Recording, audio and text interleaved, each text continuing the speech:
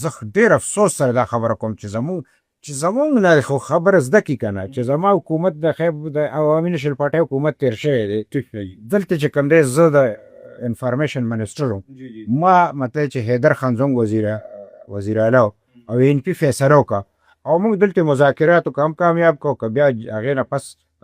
دغه اپریشن وشو هم کامیاب شو نن دلته نه اپریشن کامیابېږي نه مذاکرات کامیابېږي نه راله څوک پیسې راکوي نه زما مطلب انفراسترکچر ټیک کېږي اخر ولې لکه زه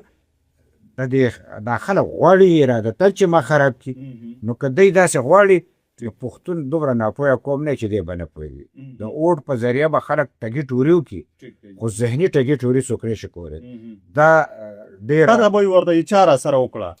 ډېره مهمه خبره ده